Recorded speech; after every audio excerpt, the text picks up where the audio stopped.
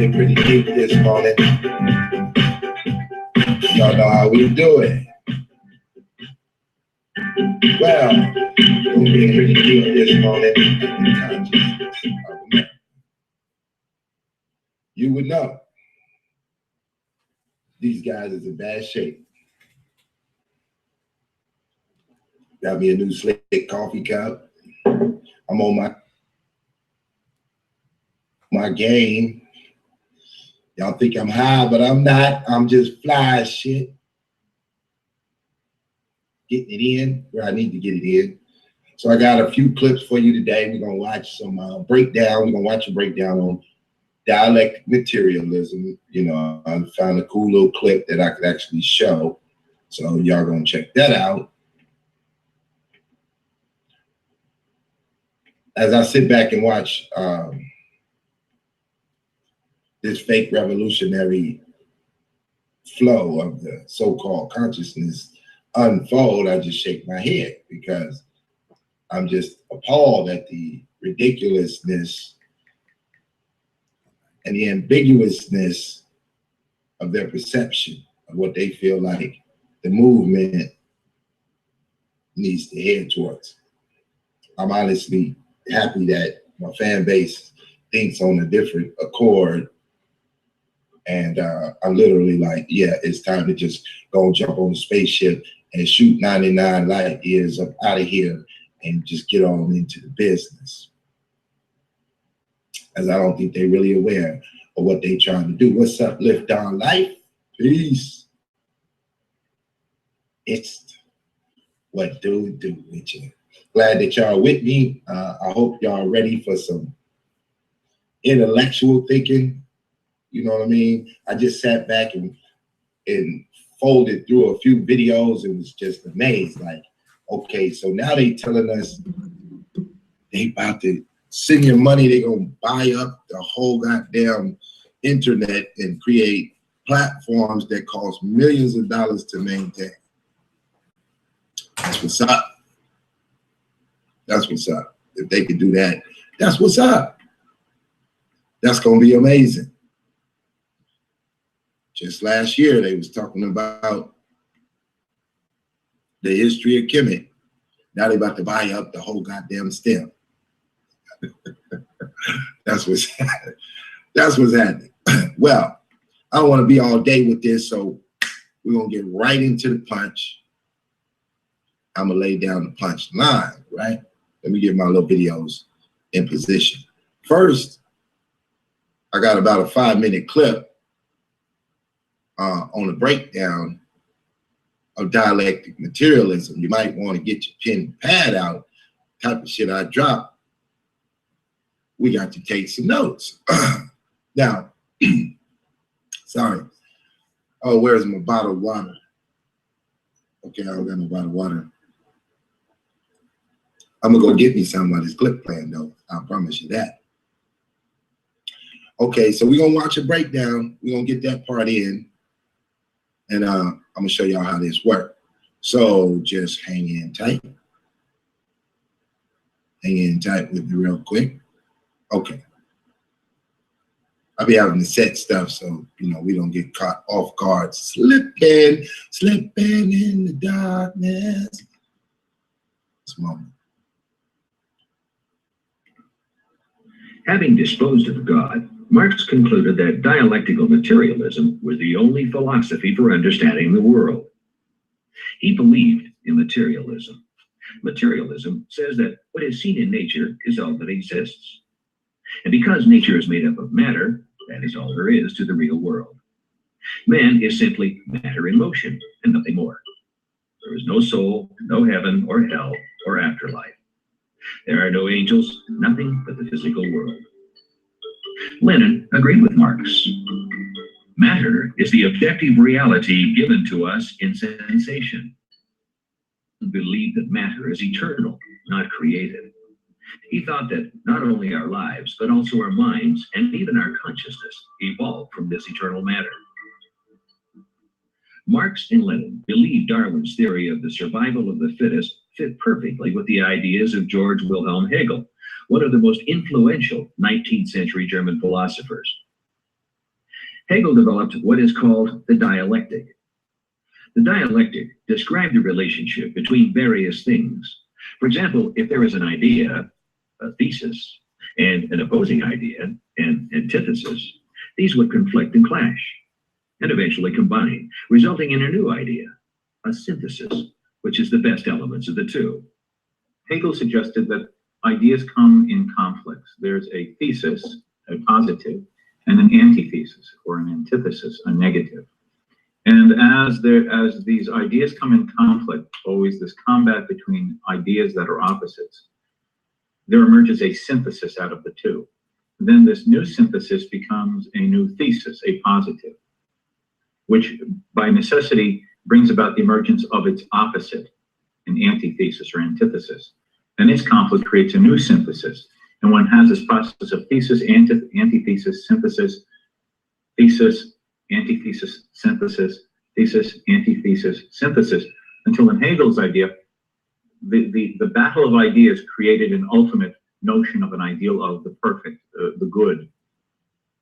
Marx applied Hegel's theory to history and came up with the concept of class struggle. And oppressed classes conflict and combine over time, eventually leading to the perfect synthesis of the classless society. Marx also combined the idea of the dialectic with his materialism, creating a unique hybrid philosophy called dialectical materialism. Marx thought that his dialectical materialism gave him a clue to understanding history. He said if you go back in human history, you find that there were three major periods of time, each of which illustrated in some way or other what he called dialectical materialism. Those three periods of time were, first of all, slavery, which would be the ancient world, then feudalism, the medieval world, and then capitalism, which is the world of Marx's own time. These three periods of history, there was a struggle between two groups of people. That's the dialectics, the struggle, conflict. Lenin also adapted these ideas, believing that Marx first turned the dialectic right side up and then made it his own.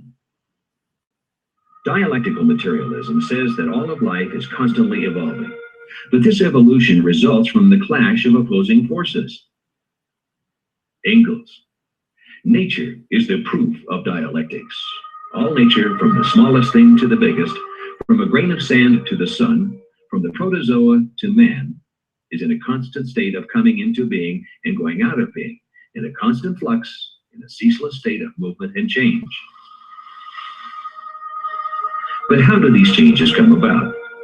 Marxists believe that nature acts dialectically, that change does not take place in a series of straight lines, but in a series of advances and retreats. It's like driving a nail. You don't raise a hammer, bring it crashing down, and keep pushing.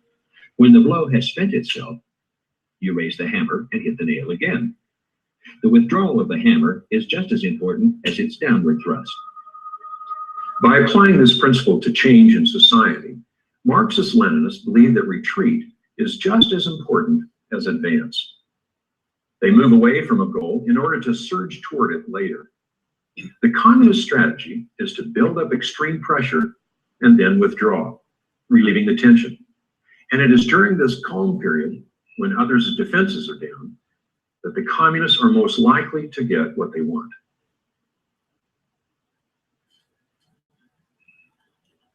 All right.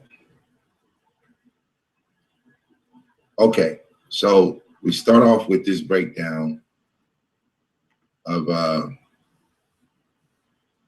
momento. Okay. I got all kinds of stuff just going on here. What up, Richard? Peace to your brother. Okay, so that was a simple breakdown on dialectic materialism. Now, once this ideology came out and various groups started to form this idea, most of this idea went along with a group in the 1880s called the German Freedmen, who believe in scientific method for evolution. They were a godless group, and they were one of the first. well, now I wouldn't say the first, but they definitely heavily expounded upon this philosophy. Then, as this idea started to become more popular, we had the Black atheists among us. So now we're getting into that W.D. Du Bois era, right? So as that group started to become more popular, going away from God and dealing with the nature aspect, you had actuals operating this dialectic materialism. So then out of the West Indies comes a bunch of Blacks into the Harlem area. We start getting into 1910, the 1915s, the 1920s. And you have these journalists. They formulate what is called the Blood Brotherhood. So the Blood Brotherhood was a bunch of West Indian writers, journalists, revolutionary thinkers. They were kind of blended between a nationalism and a socialist paradigm. And then they took on this particular philosophy, this Marxist philosophy that it would be nicknamed after Karl Marx, right? So now when you hear the word Marxist, we're referring to Karl Marx, and with that dialectic materialism in your thinking, where you have the thesis, the antithesis, and then also the synthesis, as explained in the video. So from there, a more radical form of thinking begins. Once again, they say, turn up the pressure, build up the pressure, and then back down from the pressure. And during this little moment, whatever you're aiming for can be settled at that time, to some degree in social activity. So you also had the death of Booker T. Washington and the rise of Marcus Garvey. Marcus Garvey being a nationalist, a Black nationalist, as well as a Christian individual, formulating the UNIA, establishing the flag for the Pan-African movement, and furthering the cause. Now, based on his position, Black folks just needed to build their own, as you had two sides of the table. You had the civil rights integrationist mindset among Blacks, and then you had the separatist, nationalist, Pan-Africanist mindset. So now one is forced to pick one of these two. You also had spinoffs that had a blend. They called that internationalism. You can write all these terms down and Google them for yourself to get in even further deeper. Now, this all has a reflection on your economics and how things are going to work. So a little in a moment or two, I'm going to play an interview by Thomas Sowell. Thomas Sowell comes out of a particular, he's like an economic master. He has over 30-something books written. He's still living today. He's still doing interviews. He's often debuted on Fox or some business channel. In a particular clip that I'm going to play, he's interviewed by certain groups of people over a very long period of time. I'm able to find like 3 decades of interviews based on this brother, but yet he's seldom talked about among Black intellectuals because he has such a hard stance, and what he says, he's for less government. So therefore, he's not a favorite among Blacks because most Blacks are for big government and for welfare, because they have taken on the dialectic materialistic mindset by default. They pretty much took that on by default by following a democratic flow. So when you look at the politics that's going on today, in reference to how Black people think, you find that they are not really solid about the fact of leaning towards independence. They prefer their integrationist mindset. I'm all the time on Facebook arguing with some dude in his 20s, then jumped into college and followed this integrationist mindset. He's going to be a PhD in social psychology, and he coming with a fluff. And it's like I spent too much time breaking down and understanding the differences between these parallels. And I so quickly can hear that dialectic materialism being spoken. Once I hear it, I know exactly where you form. It's hard to get out that box. And so I just simply start smashing in on certain heroes that I know they're going to have.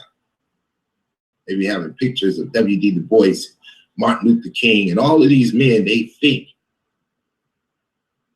were operating for their independence or strength in their community. But the reality of the day is an example of the ideology. It's just simply an example. And so you can't get away from the fact that we make lots of money in the rap game and can't control it. That we make lots of money as a society, but have no community. They say we spend $3 billion. We become consumers and not producers.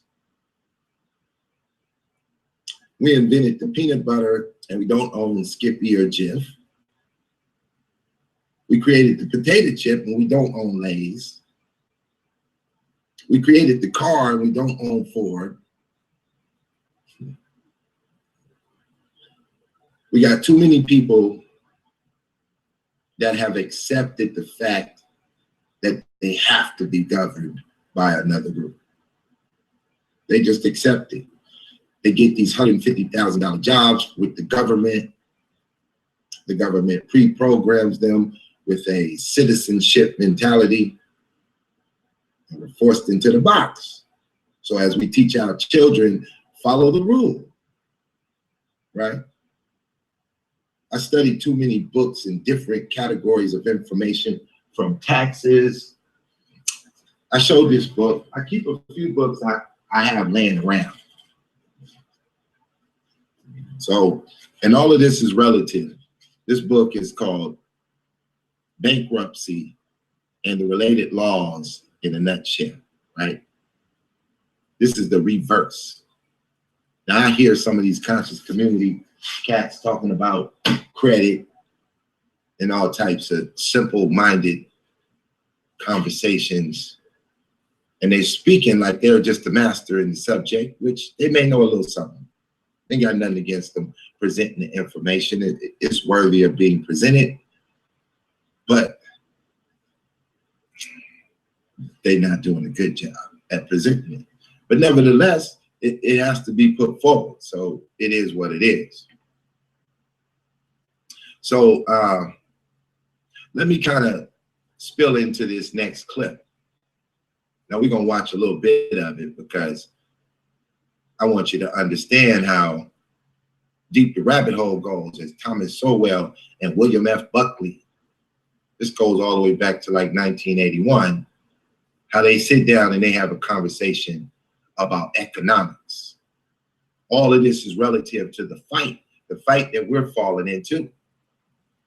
This is an economic push, trying to get our game up. But Thomas Sowell is going to dip from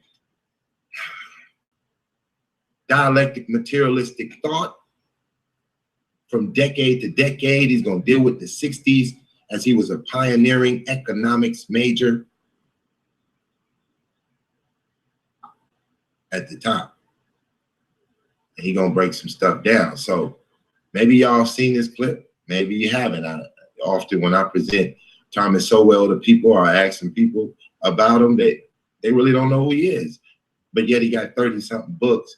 And according to those in the economics, the class he comes out of is called, I may say this a little wrong, equestrian economics. I might be saying that a little wrong, but it sounds similar. There's two types of economics, the trickle-down theory and the trickle-up theory. You got to go study your trickle-downs and your trickle-ups. So let's get into the clip. And man, pay attention. This show is a little deeper today. We're going in a little deeper. Of high reimbursement for one's work and low reimbursement for one's work. it is, well, it is generally, for instance, assumed that the white man makes a lot more than the black man. You go on to say this is only in part true. Would you elaborate on that? Yes, that it's true in general. If you then try to find out why is it true simply because all blacks or a substantial population cannot get jobs in their professions? The recent data, and this was not necessarily applied 20 or 30 years ago, the recent data indicates, for example, that Black West Indians earn 94% of the income of the average American. If you take second generation Black West Indians, they earn higher incomes than Anglo-Saxons. And so it's very hard to make the argument that the white employer is looking into the genealogy of the black job applicant. It's very doubtful if he has the interest in it, much less that he's inquiring into it. It's simply that other people who make that inquiry find these kinds of differences, which you then cannot attribute to the employer because he's probably totally unaware of the whole situation. And by the same token, the employer is in many instances not equipped to discriminate, say, against the Puerto Rican, even if you wanted to, right? Because there are no visual differences. Well, Puerto Ricans, there would be with some and with others there would not be.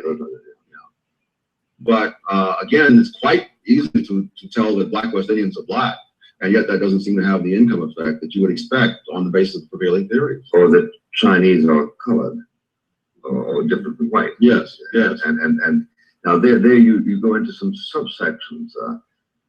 You point out that depending on where you come from in a foreign country also makes a considerable difference. You carry your ethos on your back, don't you? Yes, and if you look at the Chinese who came to the United States, let's say before World War II, a very large percentage of those came from one district in one province in southern China. They brought with them an old tradition which has existed in the United States, perhaps more so than it does in China itself today. The people who've come in since World War II have largely not come from that same area. They've come in with a different set of experiences, backgrounds, and values.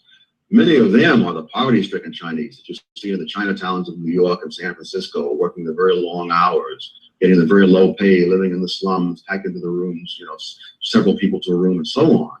Again, it would be hard to make the argument that this is simply a matter of the way the American employer sees it. The American employer is probably totally unaware that there are two different kinds of Chinese. It's only the people who work with the data who make those separations and find this drastic difference.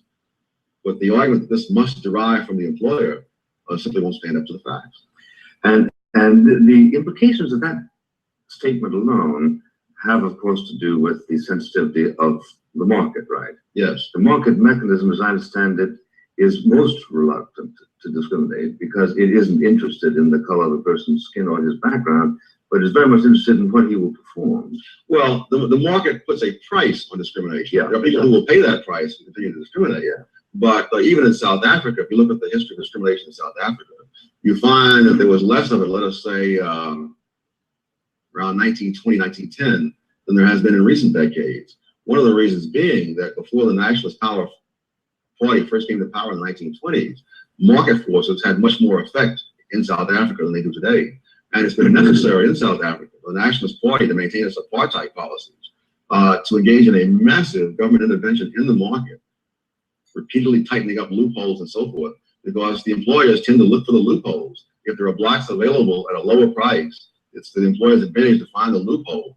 And in South Africa, ironically, there's a quota system for whites, so that the employer has a certain minimum number of whites he must hire, and the employers do everything they can to evade those. In that direction, they are paying for discrimination. Yes, yes. But the employers tend, if they can get away with it, to hire more blacks rather than less. Now, you mentioned that characteristically, it has been government that has enforced discrimination. We know that's true, of course, the Oriental societies. We know it was true here right through and including Jim Crow. It was here for the Navy. You pointed out that 25% of John Paul Jones' Navy was black, but none of the people in World War II. Well, in 1930, there were no blacks at all in the Navy, but in 1812, John Paul Jones had a crew that was 25% black. So it's a tremendous retrogression in that respect. Yeah, well, it's easy enough to understand that an agent that exercises coercive power could be driven to these rather nefarious purposes, less easy to understand why it is that colleges and the foundations should be guilty of such behavior. Yet this exactly was your finding. Yes, let's say at the period past prior to World War II, discrimination in the non-profit sector was even greater than in the profit sector, and the government being part of the non-profit sector would be part of that. Of course, the non-profit sector lacks the same incentive to hire people from minority backgrounds. It is, in fact, the opportunity to make more profit by hiring with less regard to those things. That is the driving factor that tends to erode this. When you have an agency that is non-profit, of course, they have no incentive. They may choose to hire only Scandinavians, even if that means a 20% higher pay scale to get all their jobs filled with Scandinavians. Because if, for example, they're a public utility, that means they simply pass that on to the customers who have no choice but to pay it. Well, you maintained, you said an extraordinary figure that there were only 3 PhDs in the 1930s, whereas by contrast there were 300 practicing chemists. Yes, among blacks. You mean 3 PhDs in chemistry departments? No, I meant 3 PhDs, 3 black PhDs teaching in non-black colleges in the 1930s. In any field. In any field. And the first black professor at a major university was hired in 1940 at the University of Chicago. So that this is, and Jews also were excluded from many top colleges and universities during the same era. Again, non-profit organizations can afford to do this. When there's profit, the cost of doing it is much higher. It'd be very hard, for example, for a basketballer, no matter how racist he was, to try to operate without blacks. As you showed in the case of the Washington Redskins. Yes, because there they had a policy of trying to keep blacks off the team for a long time. And it so happened that almost all the leading running backs of that era were black. And of course, as the Washington Redskins began to lose more and more games, it wasn't very long before they decided they better get Bobby Mitchell from Cleveland and put him in the lineup as they did. Well, you grant, don't you, that discrimination, racial discrimination is in a sense pandemic. You find it everywhere. Yes. You compared it to Oxford at one point. Yes. Now, can you tell me, using the non-market argument, why it is that the fellows and professors of Harvard and Yale and Princeton and Cornell should have systematically excluded blacks, or for that matter, Jews, during the 30s? I guess, again, part of the general antipathy you find among peoples around the world, but at a very low cost. It didn't cost them really anything to do that. But, you know, Because it was a bad market, you mean? no, I mean in the sense that they're a non-profit organization, they would get no higher or lower income whether they excluded blacks or did not exclude blacks. The institution might end up paying more money because there might be some blacks who were available to fill some posts. They had to fill completely with whites and had to drive up the market by competition. But of course, that was no money out of their pocket. But if someone in an employment situation, the employer has that situation, then he loses money. And no matter how biased he is, at some point or other, he has to figure out whether he can really afford to be quite as biased as he wants to be. This was, if I remember, the reason for the subterranean enthusiasm by the merchandisers of Atlanta for passing the civil rights law, which forbade refusal of service to blacks, because they wanted the business. Yes, and this gave them an out. They wanted business, but they didn't want to declare they wanted the business because this would have gotten them in trouble socially. Yes. That would be another clear example. Yes. In fact, one of the problems is that the government itself has engaged in so much discrimination that it's difficult, even at this late date, to measure employer discrimination. That is, if the government has provided substandard education, for example, for 12 years, whatever number of years someone's in school, and then he goes into the labor market with this substandard education, it's very hard then to compare him to someone who's gotten a better education in the same number of years to figure out how much of the differential is due to the quality of the education. That's a tough problem. I think there's some indication of this in the fact that the older blacks earn a lower percentage of the income of whites of their own age than do the younger blacks, indicating in part the fact that the older blacks were educated in an era when the education was poor in the black schools, and also where the job opportunities were lower, and therefore they had less experience. So that there would be a greater differential between, say, the 45-year-old black and the 45-year-old Jew than between the 20-year-old black and the 20-year-old Jew. Yes. And with other groups as well. With Puerto Ricans, for example, Puerto Ricans around 18 to 24 earn about 3% higher than the national average, but Puerto Ricans around 50 earn substantially less. What would be the legitimate and what would be the illegitimate deductions that an observer might make from the fact that America is, roughly speaking, 50% women, feminine, and yet there's only a single woman senator in Congress? What would be a legitimate, what would be an illegitimate deduction to make from that? Well, as I look at numbers from various places around the world, I don't find anything faintly resembling an even representation of people in any institution, anywhere in the world, broken down by any way. There's been a recent study of military forces around the world in which they can find no country in which the military force represents even approximately the ethnic composition of the society. Sometimes the poorer groups are overrepresented, sometimes underrepresented. There are all kinds of factors there. But what's amazing to me is that this notion that people would be evenly represented except for these institutional policies, that notion has such momentum behind it without a speck of evidence being asked or presented. Well, what about, let's say you find 11% of a country is Indian, but only 1% vote, but 50% is white and 40% vote. Do you draw any deductions from that disparity? I find that some people have different views on the importance of voting, but I find that throughout the world. If you look at Malaysia, for example, the Chinese are the large minority. They're about a third or more of the Malaysian population. They're evenly represented in the colleges. The Chinese are outnumbered 3 to 1 by the Malays in liberal arts. They outnumber the Malays 8 to 1 in science and 15 to 1 in engineering. If you look at the Asians in the United States who get PhDs, and here we talk about a select group, you find that they're outnumbered about 3 to 1 by Hispanics who get PhDs in history, but they outnumber the Hispanics 10 to 1 in chemistry. That nowhere do I find this even spread of people that you look for.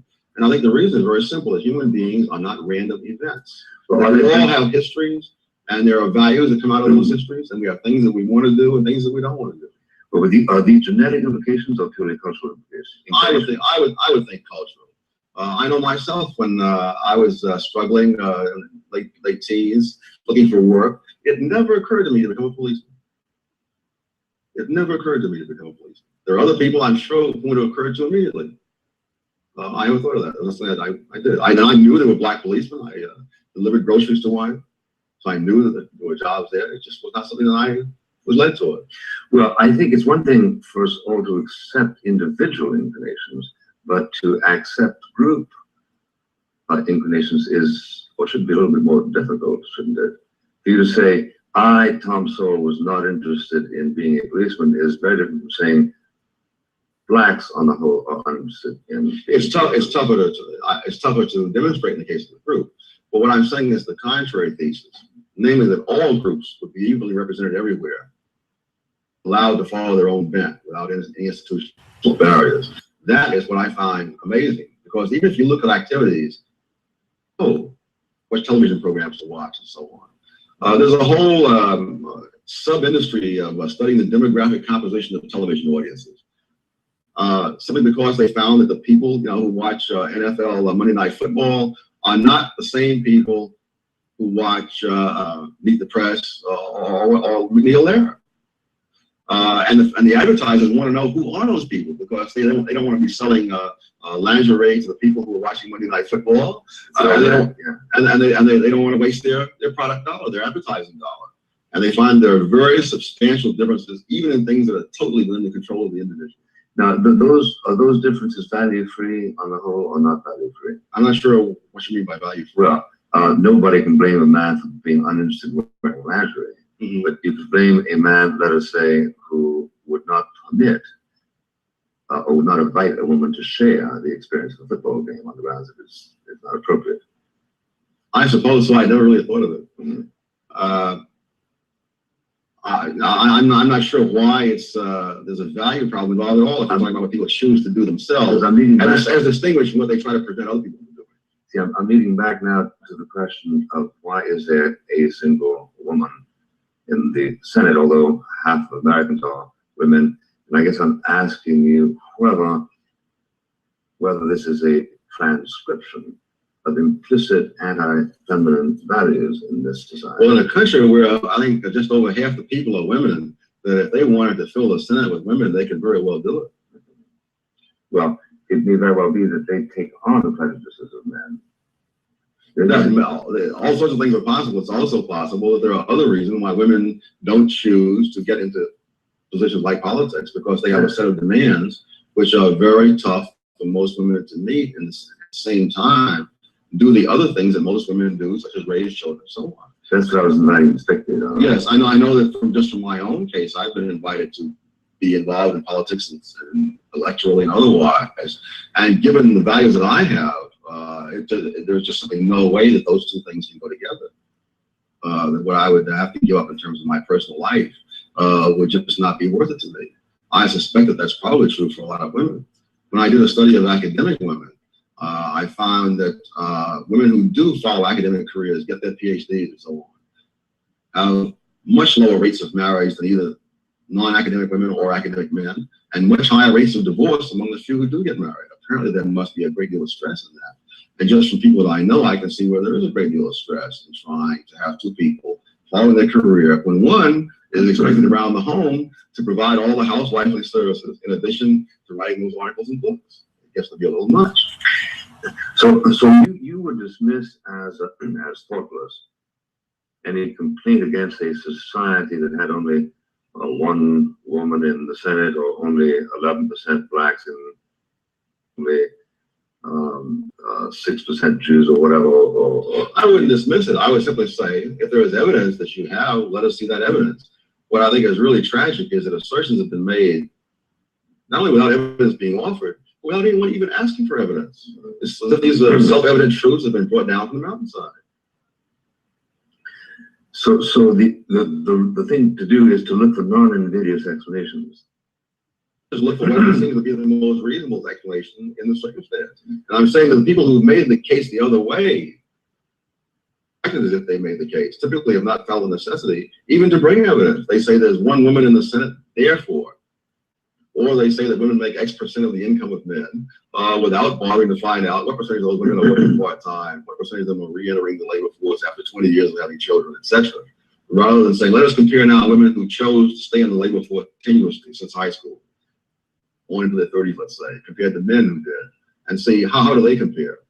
And there, these great differences tend to disappear. In some cases, the women make more. Well, but you seem substantially to have eliminated ambiguous explanations. For instance, when you write, how far have we come in removing discriminatory pay differences among individuals with the same qualifications and different racial or ethnic backgrounds?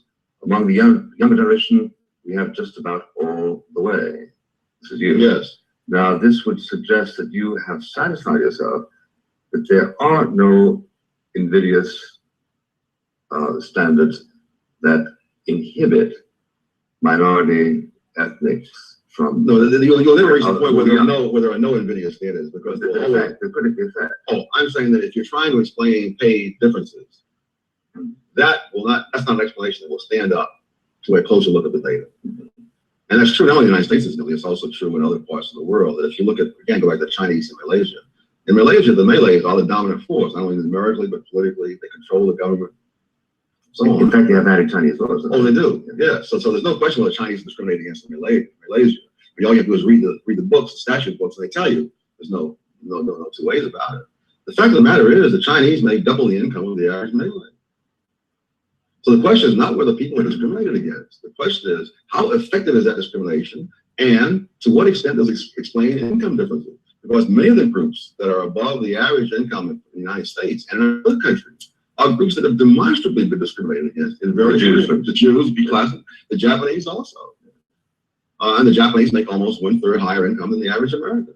So the question is not whether there's been this interracial friction and so on. That's existed everywhere and down through history. The question is, how much can you explain the income differences? Well, assuming then that you can't explain them in terms of discrimination, then they have got to be explained in some other way. Now, what ways suggest themselves to you as subsidizing the principal residual differences? Well, I would think differences in skill and experience. Or may I give these figures you give just as a background here for the audience? If the average American makes 100, Dr. Sowell points out that Jews make 170, Irish 103, West Indians 94, Blacks 62, and Indians 60. Now, did you factor into that age differentials or not? No, those are gross figures. Those are gross figures. Yeah. So therefore they would come together a lot more if you got the age. In fact, I did one set of numbers some years ago of 30-year-old males only, and there the differentials began to shrink. As you look at other things like that, the more things you hold constant, the more these numbers tend to shrink.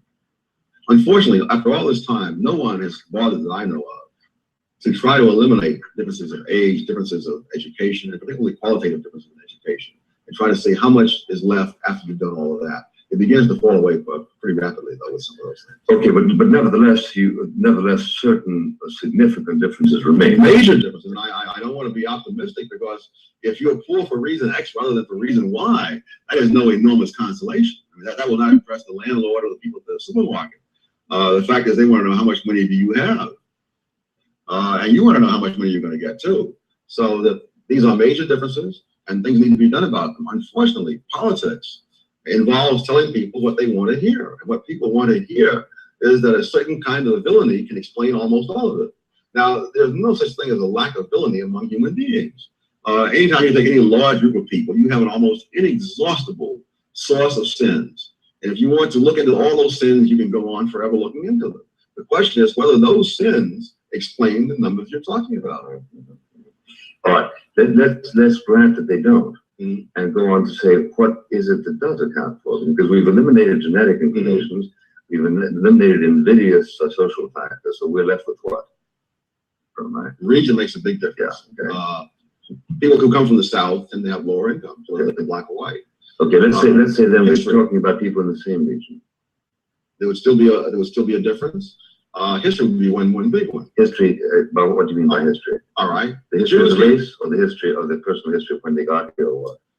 The history of the group in the United States. That, for example, the Jews who came here with all sorts of urban skills, clothing industries, common work. Yes, that sort of thing. The Germans came here with all sorts of skill in beer making, piano making, machinery kinds of things. Blacks, of course, emerging from slavery had enormous disadvantages, even as compared to people emerging from slavery in other parts of the Western Hemisphere. Because for one thing, in the United States, blacks were not allowed to have any responsibility under slavery. That one of the key ways of holding blacks in slavery at low cost was to keep the people dependent as much as possible. Now, people tried to do that in other parts of the Western Hemisphere. It wasn't as possible, say, in the West Indies, because there weren't enough whites, for example, in the West Indies to matter. So if blacks were going to be fed in the West Indies, they had to be fed by growing their own food. Like Angola and like the Portuguese colonies compared to, say, South Africa. Yes. And so therefore the blacks, say, in the West Indies had all sorts of experience growing their own food, selling the surplus in the market, and in fact being responsible for budgeting what they had. Blacks in the United States were deliberately kept from having that. Dependence was seen as the key to holding the slaves down. It's ironic that same principle comes up in the welfare state 100 years later. Well, I was going to ask you of that. You anticipated me. To what extent do you find that then that the welfare state is trying to preserve an ethos which precisely, I understand you to say, we liberate ourselves from? Yes, the politics really involves getting people to vote for you, and people vote for you when they think that they can depend on you, when they are dependent on you. To the extent that people become self-reliant and feel they're perfectly capable of taking care of themselves, to that extent, you lose your hold on their votes. That's kind of a harsh generality, isn't it? Because a lot of people who really are philanthropically minded are in favor of the kind of thing that is generally understood as charitable intercession, isn't it? Yes, there are people who are professional politicians who simply look at the bottom line of where the votes go. There are other people who sincerely believe that if they will hand out things here and there, that this will in fact benefit people. Again, looking at your point is it doesn't. It doesn't. I haven't been able to find a single country in the world where the policies that are being advocated for blacks in the United States have lifted any people out of poverty. I've seen many examples around the world of people who began in poverty and ended in affluence. Not one of them has followed any pattern at all like what is being advocated for blacks in the United States. Many groups have remained in poverty for a very long time, trying to follow those patterns. These are permanent indigent classes. That's right. Within the blacks, there's a very diverse movement, though. On the one hand, you have blacks who are getting more education, going to college, and so on. Their incomes are rising, not only absolutely, but relative to that of whites of the same description. It's those blacks who have not had, say, 9 years of schooling, who have not had 6 years of experience in the job market. Their incomes are declining relative to the incomes of incomes of whites over the very same span of time. So it can't be a matter of the business cycle or something like that. It's that those blacks who have the advantages relative to others have now still more advantages. But those who had the very difficult poverty to deal with, that is becoming more difficult. A higher percentage of all black income is going to the top 20% of blacks over time. Well, do I understand you to say that the government has exacerbated the plight of these poor blacks? Yes. How? A number of ways. One, they've made it difficult to get jobs, to get started in the job market. Minimum wage law would be one of those things, but only one. The terrible schooling would be a major factor. That if you're going to turn out kids who are 40% functionally illiterate upon graduation from high school, then you're going to have very serious problems in the job market. And the government is responsible for that? The government runs the schools, yes. State as well as federal. They're doing many things to make it much tougher for the person at the bottom to get started. And they're also making it less necessary to get started by having various subsidy programs, food stamps, welfare, and so on, which reduce the difference between working and not working. So that the general tendency of what they're doing is to make it harder to rise. But of course, if you're lucky enough to have started to rise before these programs began, then you're in great shape. Well, you point out in your book that one of the popular misconceptions is that the black families are headed by women as the result of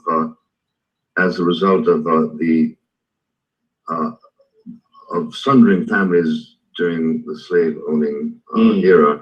You say that's incorrect. That traditionally there was a mother and a father in situ, where black families. So then you make the following statement. The current large and rising numbers of female-headed families among blacks is a modern phenomenon stemming from the era of the welfare state, when the government began to subsidize desertion and teenage pregnancy. Yes. In what way is the government subsidizing teenage pregnancy? Oh, the FTC program.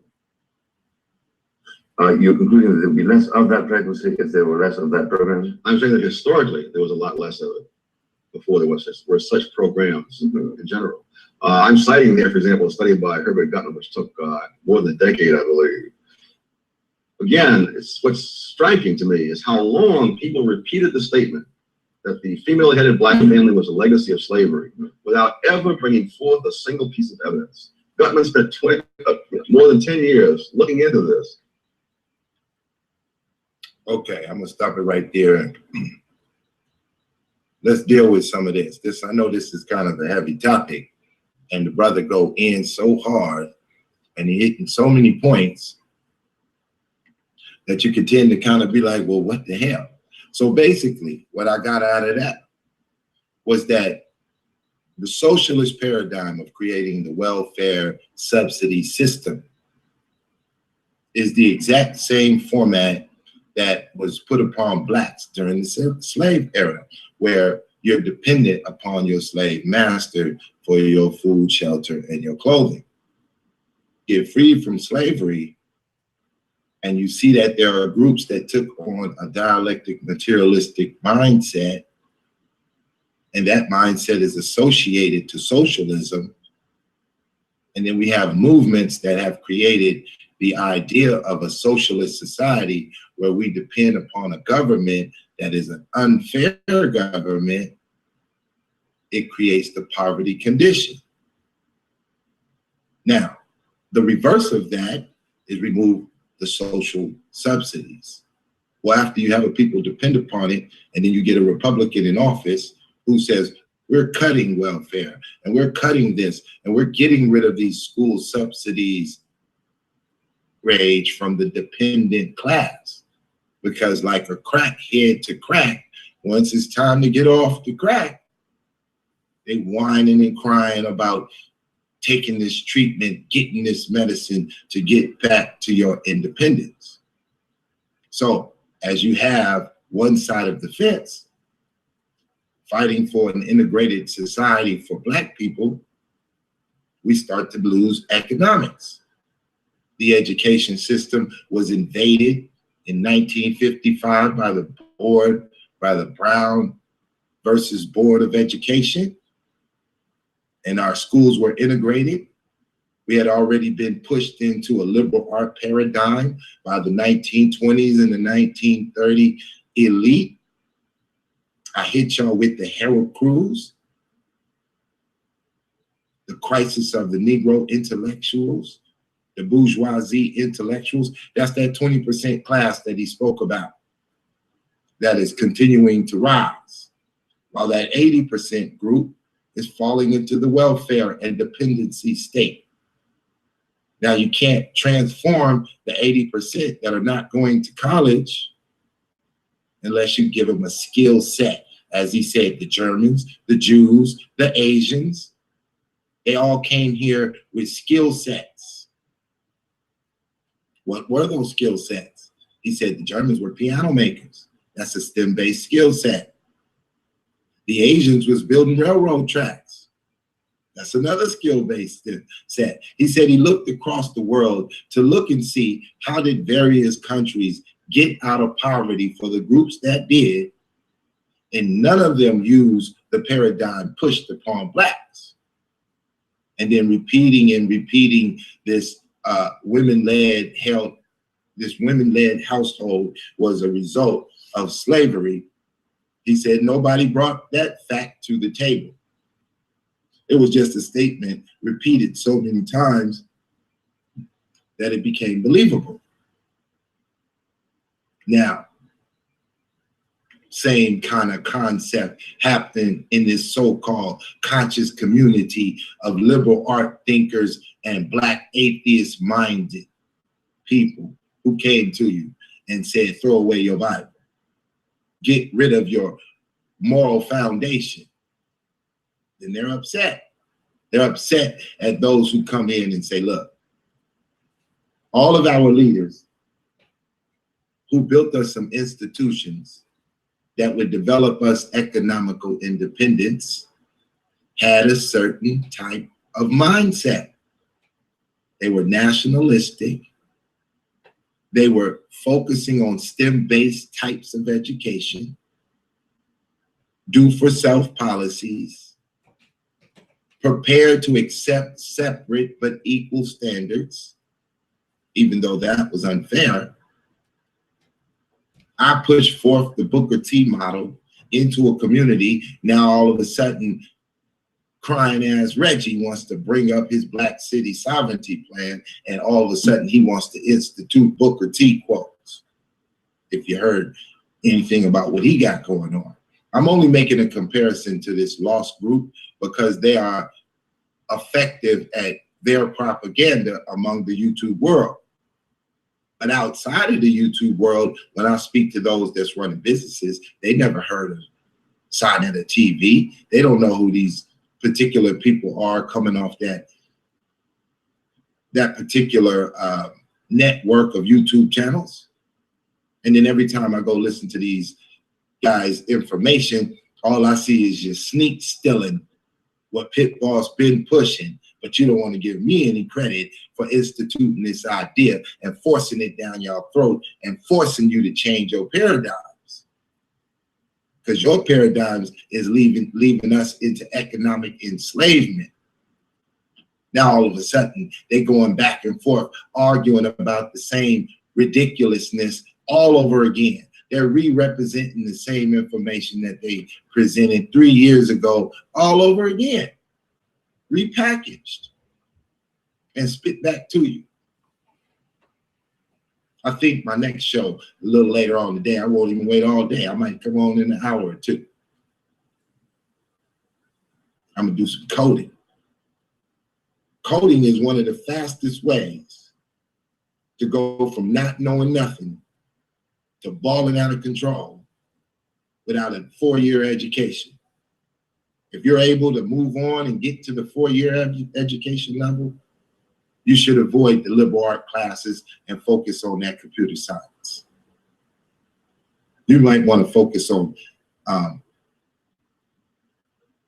contract law if you got to go into something like that. If you're one of those deep readers. Learn more on economics. I got plenty of books on the subject, laying 5 feet away. I can sit here all day and show you the thickness of the books.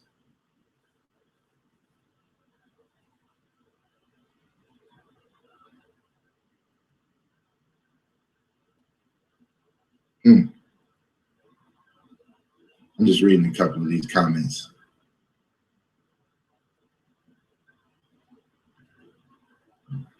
Alpha Centauri, you got to get blocked. You on that bullshit.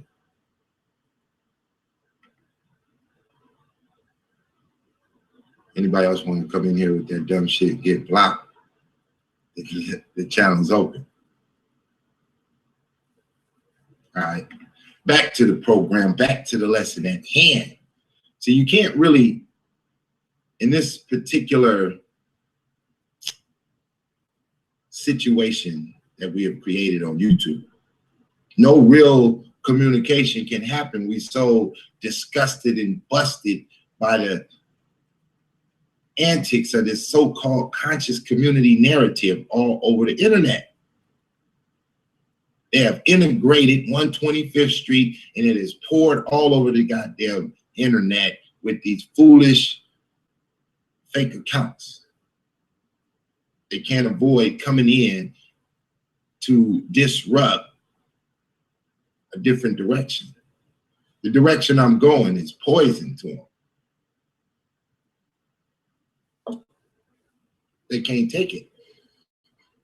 It's a series of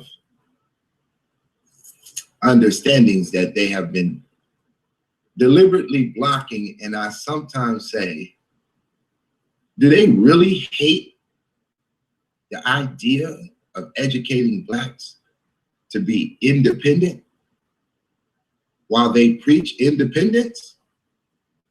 That you walk up and you offer the solid information, you offer the factual history, you bring out the names they don't know nothing about. How many times have they talked about Harold Cruz, Booker T. Washington? When did they mention these type of names? Whenever have they ever played that clip? Let's go see how many books Thomas Sowell got that you don't know nothing about, right? I'm gonna give you the list.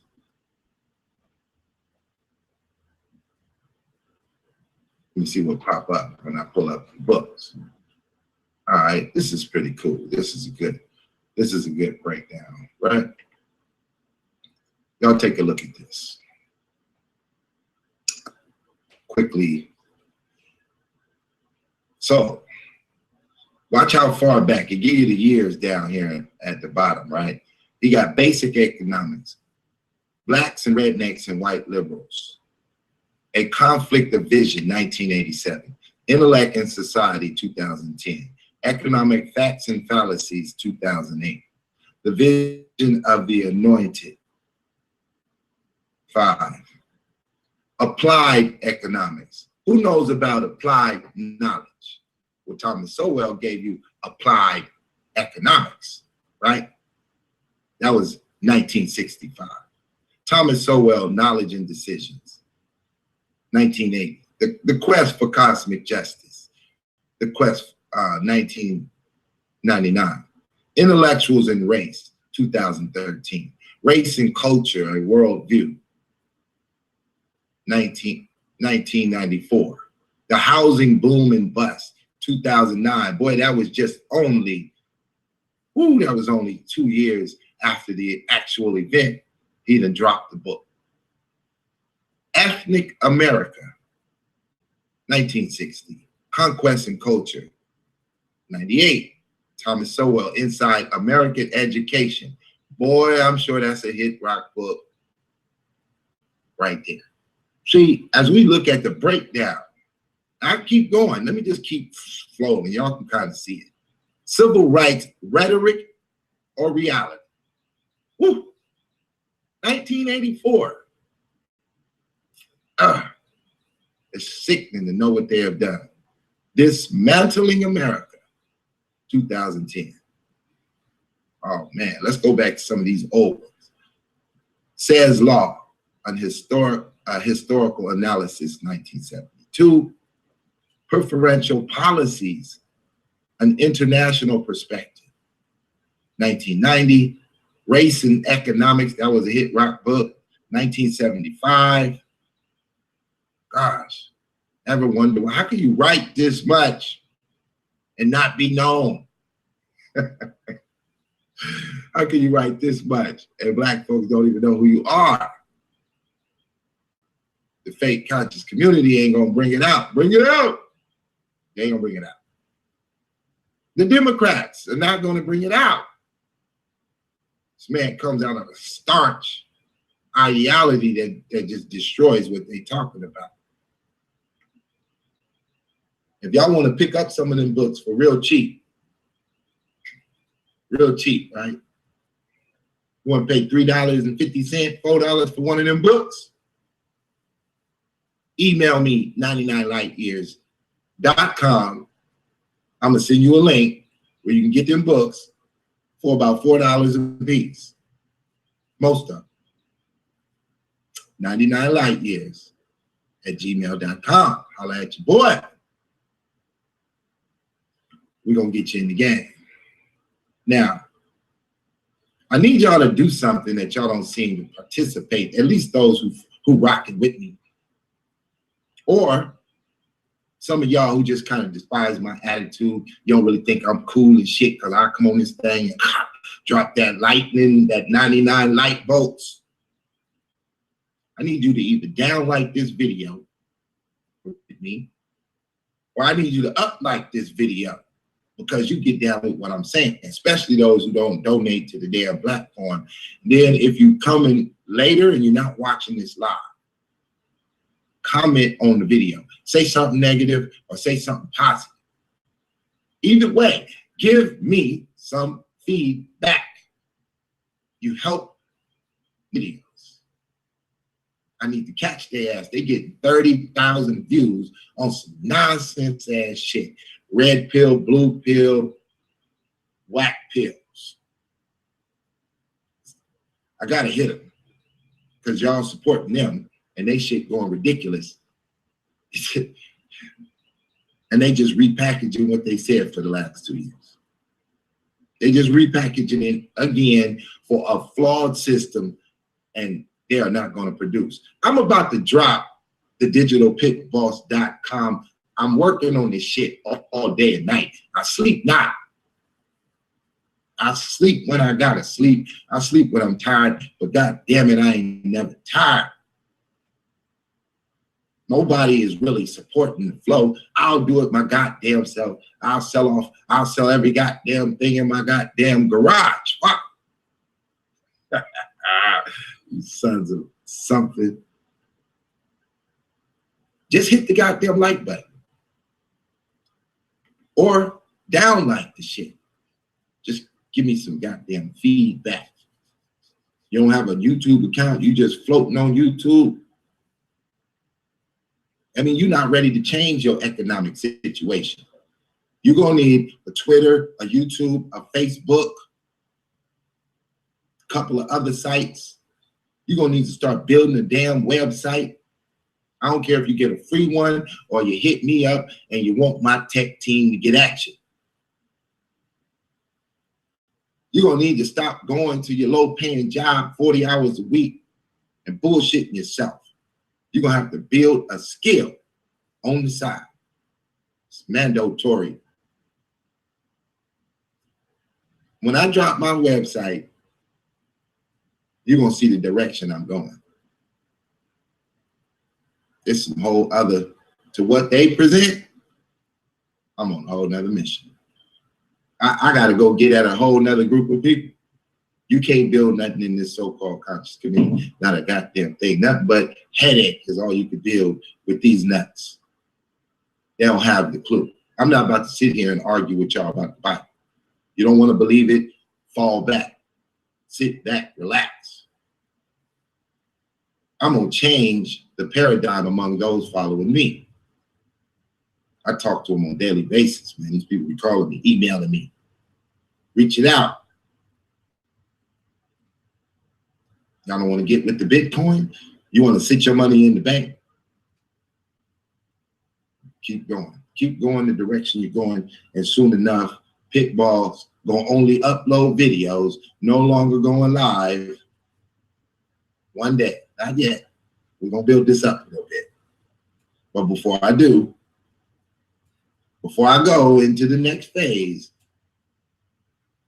I'm only gonna upload the information. No longer interaction. I'm done. Once I get to what I want to do, I'm done with you. You're a hard head, and I ain't got time. So, you're not communicating if you're not serious about building. Why don't you start with pulling up your credit score? Let's break that down. All that shit they over there talking about credit and send me, I could delete this and not, man. I just be sitting there grabbing my head like, for real, this is the shit the conscious community is supporting. This is it. This is some bullshit. I'm about to be done with them all the way in a minute. All the goddamn way. Completely delete these dudes out my flow. I'm gonna drive home the point. Competition with no suckers ever. In a minute, watch and see. Watch and see. I'm less than 60 days away from dropping a nuclear bomb up in this thing and pushing on past you. Y'all think the soap game ain't real? I'm gonna give away the soap game. That you could have. I'm gonna give you all my goddamn shit. I'm gonna give you the recipes. I'm gonna show you the tools. I'm gonna give you the websites I buy everything from. I'm gonna teach you how to do it, whatever. Then I'm done. Moving on to the next phase, and we're gonna push harder. Then y'all just gonna see the products unfold on you. Oh, I can start sitting here naming 20 products we over here elaborating on. But you gotta see to believe. You can't comprehend what makes sense. I done read your minds yesterday. I done showed you that I'm thinking what you're thinking. How many of y'all missed the math lesson?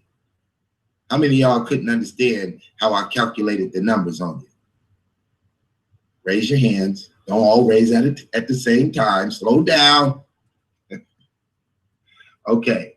Now, since we rocked hard with Thomas Sowell, I'm gonna grab another one by him where because I really want y'all to understand that I dissect these conscious dudes beyond what they know that they're doing. Deeper than what they understand they're doing, I dissect them. And then some people talk to me about these people, and I just sit there and I'll be like, you know, I don't think they really understand what they're doing, the way that they move. And they don't understand the paradigms. So I'm gonna drop. I wanna take y'all to something. Let me see if this clip. Oh look, I'm live on the search button with a few people watching. I may just stay on for 8 goddamn hours and just go do all my shows live, just one after another real quick. I don't know. I probably can't get y'all to support my page, y'all.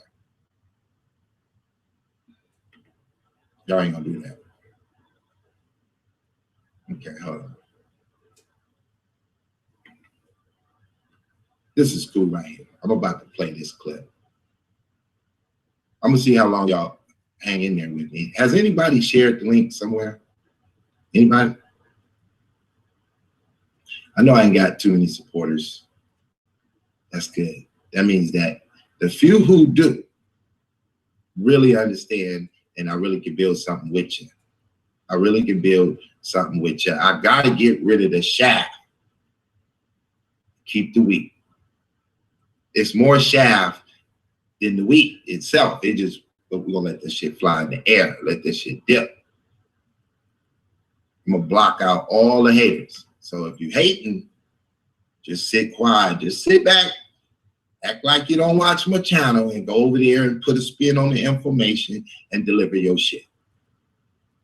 They sitting here propping up the worst of us. Every time I look on one of their channels and I see who they propagate the worst of us. This era of the conscious community is 10 times lesser than the last we've just been through. It's got way worse. I was like, what the f is going on? But I'm gonna smash y'all. I'm gonna hit y'all with the shit y'all don't want to talk about. I'm gonna give you something to talk about right now. Let's deal with this Marxism, the capitalism real quick. That y'all understand how the game go.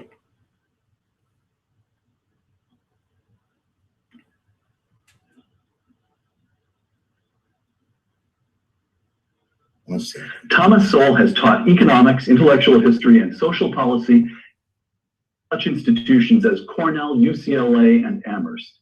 The author of more than a dozen books, Dr. Sowell is now a senior fellow at the Hoover Institution. His latest work, a new edition, the 5th edition of his classic work, Basic Economics. Tom Sowell, welcome. Thank you. Why it is a point of pride with you that this book does not contain charts and graphs and calculus and regression analyses. Why is that important to you? Because I want people to read it. And if you make it unreadable, they're not going to read it. 2 sentences from Basic Economics. Life does not ask us what we want. It presents us with options. Why would you put those 2 sentences in the introduction to an economics text? Because so many people, when they think about economic issues, act as if we have a sort of a whole rainbow of options out there, and that we can just pick a little bit here and a little there and so forth. And no, the options that we have are usually much more limited, and we have to realize that whatever we do will be within those constraints. So economics, as construed by Dr. Sowell, is choices in conditions of scarcity. Yes. It's essentially a tragic discipline. You always want more than you have or more than you can get. Yes. I'm expecting a little pushback here, but you're happy to call it the dismal science. No. The science isn't dismal. Life may be dismal, but the fact is that we have to operate within the constraints that we have. And if we think we have a much wider range, we're going to make some very foolish mistakes. Thomas Sowell, economist. Point A. In 1948, as a young man who had dropped out of high school, you tried out for the Brooklyn Dodgers. Oh my, you're bringing it up. I want you to know, Tom, nothing you have done since elicits greater admiration on my part. You tried out for the Brooklyn Dodgers. Point B. In 1958, you graduated from Harvard. How did you get from A to B? I flunked the tryout with the Dodgers. I mean, I came in there and I looked at this short right field wall. I said, "Oh boy!" And there was an old building behind the wall, abandoned. I said, "Well, I'll hit a few through those windows." And then I learned that the Dodgers gave you a fielding test first, and only those who passed the fielding test got the bat.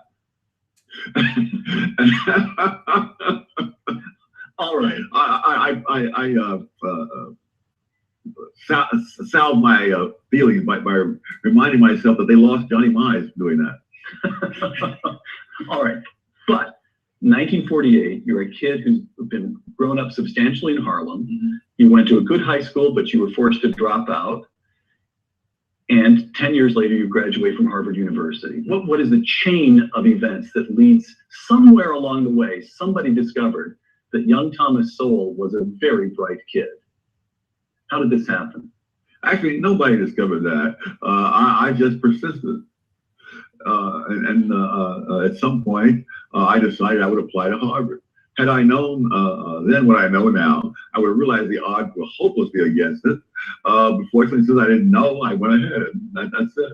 And the degree with which you graduated from Harvard University was a degree in economics. Yeah. So that interest in economics declared itself early in your life. It was a subject in which I did the best. I mean, it was a no-brainer.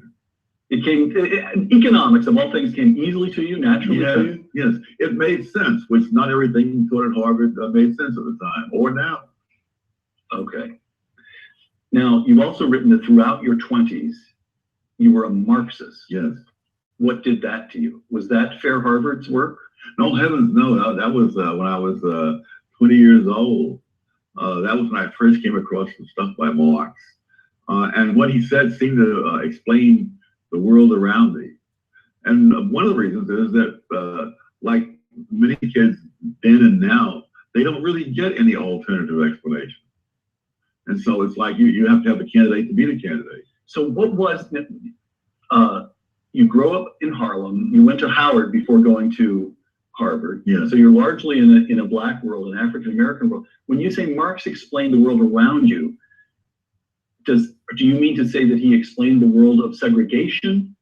No. But my first job was as a Western Union messenger. I was 16 years old. My first full-time job. And I used to, on some evenings, come home instead of taking the subway, which was a nickel in those days. I would splurge and take the Fifth Avenue bus, which was 15 cents.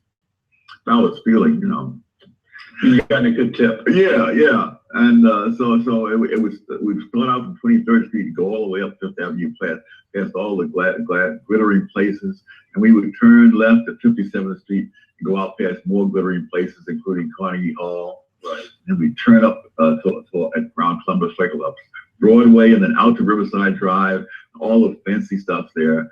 And then at 135th Street, we'd come in off at Viaduct, and immediately there'd be the tenements. And of course, this is where I live.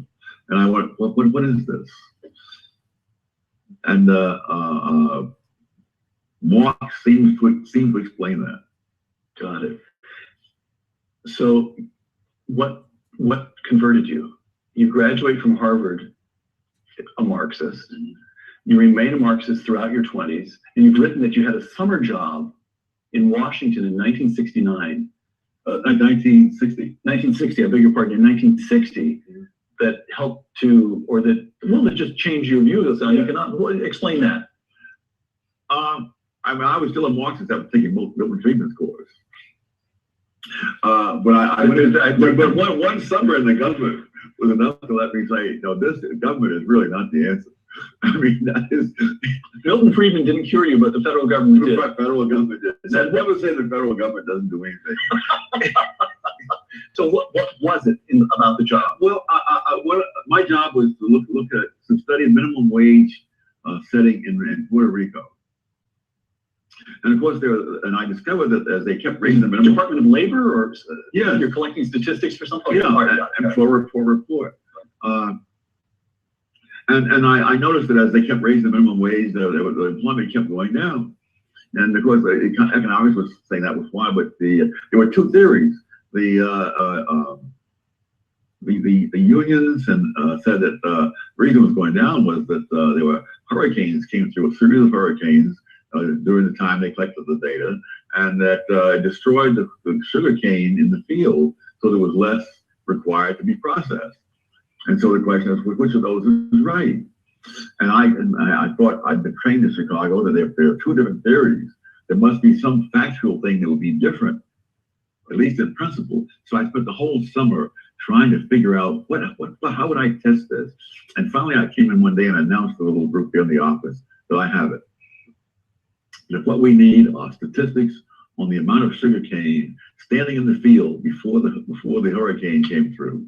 And I'm waiting for the congratulations. I can see looks of shock in the room, like this idiot has stumbled on something that will ruin us all, you know? And I realized I was concerned as to whether this law was beneficial or not beneficial to low-income people. They were concerned because this law was providing 1/3 of the income of the U.S. Department of Labor. And once you begin to see that the government agencies have their own self-interest, quite aside from whatever they're theoretically supposed to be doing. So they were behaving precisely as a neoclassical, precisely as Milton Friedman would have predicted. They were in pursuit of their own incentives. That's right. They were not trying to establish justice on the face of the earth. They were trying to hold on to pretty good jobs. Yes. Got it.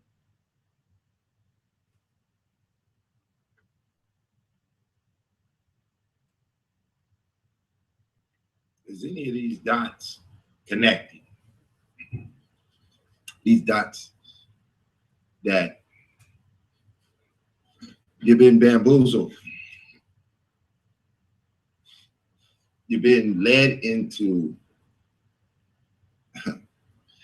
a socialist, Marxist, capitalist, non-capitalistic ideology in an environment that requires that you master your capitalistic perspective of what's going on in order to obtain control over your environment. This took years, man, years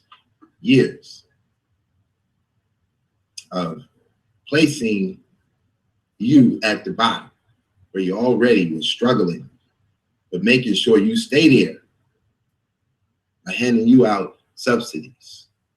Now we're entering into an electronic age where everything being done by computers. Technology is moving so fast, your cell phone is old in months. You go buy an iPhone 6, and next month they come out with an iPhone 7. Now you need that one. It's moving fast. None of you are putting apps on the computer. None of you are offering any kind of apps for free or for sale. None of you have gained an AdSense account. You guys just think it's a game. You just want to go work for the white man. You're following an old method that you were designed to follow. By the system, you have become a program yourself. You're a mini code. You're a mini code to your own economic slavery. That's where you're at. You guys are allowing the news to transform your thoughts and fight against the opportunity of advancement by simply educating yourself on a better way of doing business. And you're avoiding this conversation of the STEM. That's why I brought you Booker T, so that they couldn't resist, so that they couldn't set up something against what I'm bringing better. I said, who's the best? Who did it the best? Once I found Booker T. Washington, it was over. It was over. I said, they don't got nothing better. Bring me Dr. Clark, I'll smash him. Booker T, smash him. Bring me Dr. Ben. Booker T, smash that. They want to run Bobby Hemmett, Phil Valentine, what? Now they all got to turn to economics because the conversation then got picked on them. I only get 200 views. Who are those 200 people watching me? One of them is you. But who are the other 199? That's them watching Mike. I can hear it in their speech. I hear my words in their speech. These were not the words. I could go back and play their videos from a year and a half ago. We'll see what they're talking about. The ones that get all the goddamn views currently, they still got you in Egypt. They still want you to know about Naga.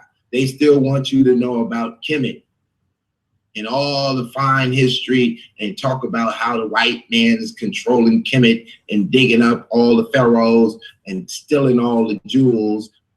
And they want to keep you focused on that nonsense.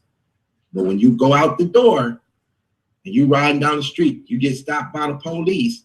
Now you don't have a bit of lick of sense about law. You don't know nothing about the understanding. Then when it's time to do your taxes, you also blind there too. You don't have no understanding about the taxes and these tax codes. These people are pre-programmed to put you into a life and confinement of economic slavery. They are not your friends. Your lawyer ain't your friend. Your tax man ain't your friend. None of these people are your friends. They're here to use you as chattel slavery for their economic advancement. But you still got to use them. You still got to deal with them, because you yourself, you haven't came up to that level yet. Let me look up something real quick.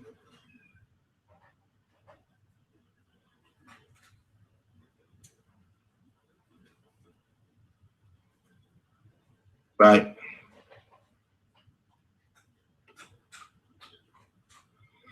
Let's see what we get out of this. Okay. Let's do a little reading. Let's do a little reading.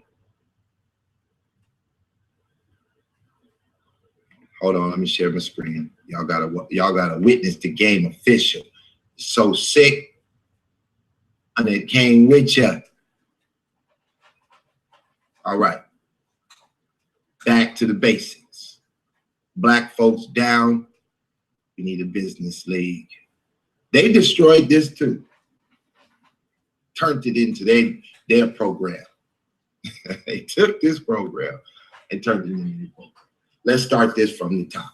Booker T. Washington, from 1856 to 1950, the founder and principal of Tuskegee Institute in Alabama, organized the National Negro Business League in 1900 to promote commercial and agricultural, economical, and industrial advancement. That's the key line, is what it was created to promote. Why don't you have it? Let's see why. And the commercial and the financial development of the Negro. Washington believed that blacks should live politically and civil rights, should leave politics and civil rights alone in order to make a businessman of the Negro. Are you a businessman yet? Washington was hoping that the League would encourage blacks to start their own businesses, thus proving that they were as capable as whites of economic success. This, in turn, Washington reasons, would eventually lead whites to allow blacks, or at least certain blacks, their right to vote in due process of law.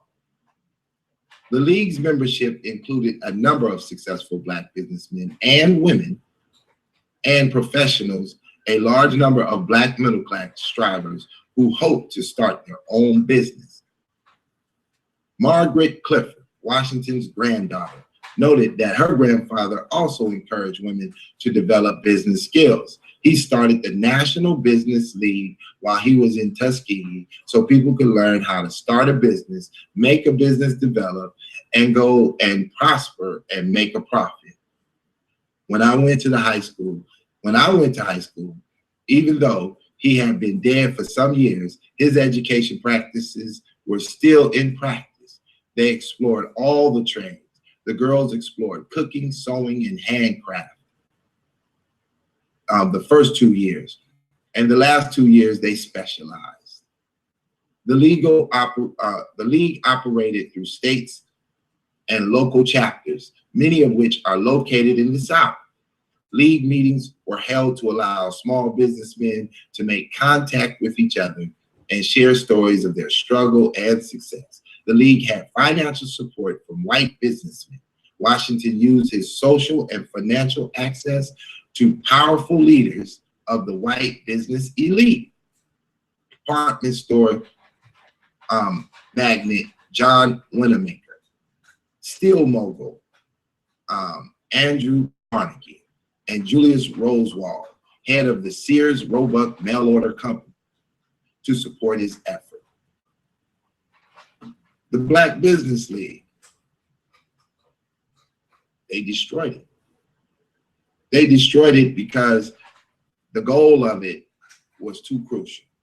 The goal of making commercial, agriculture, educational, and industrial advancement for Black folks was not the direction they wanted for you. Not the direction. They wanted you to be on welfare, social aid. They wanted you to get away from vocational skill training, focus on literary and social issues, arts, entertainment, rapping, dancing, singing, cooning, buffooning, bullshitting, wasting your time, arguing, hating, lying.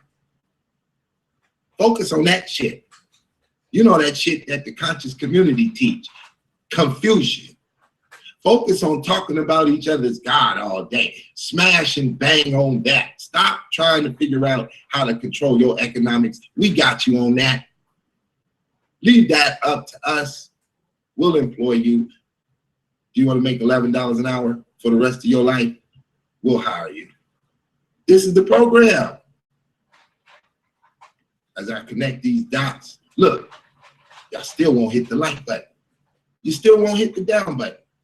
You've been watching for 2 hours. You won't even hit the like button. Support the page. Dislike the video. Just interact with me.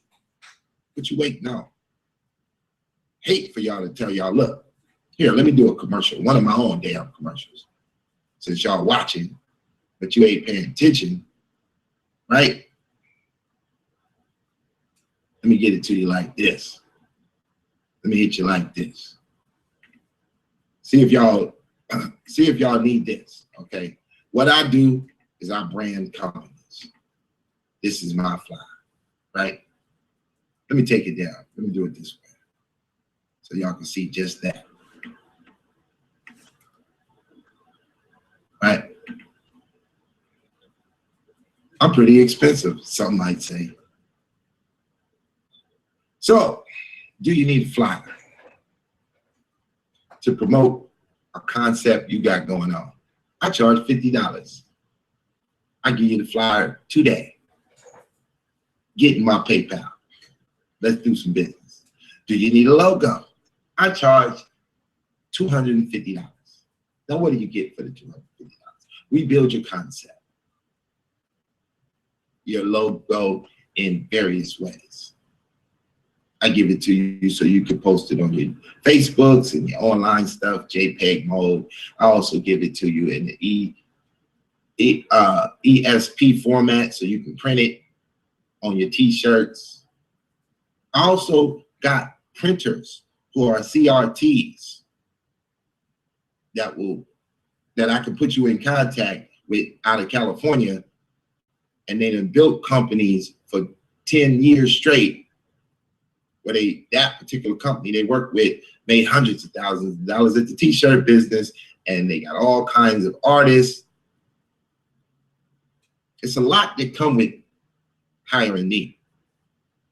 It comes with the conglomerate of CRTs, calculated risk thinkers, right?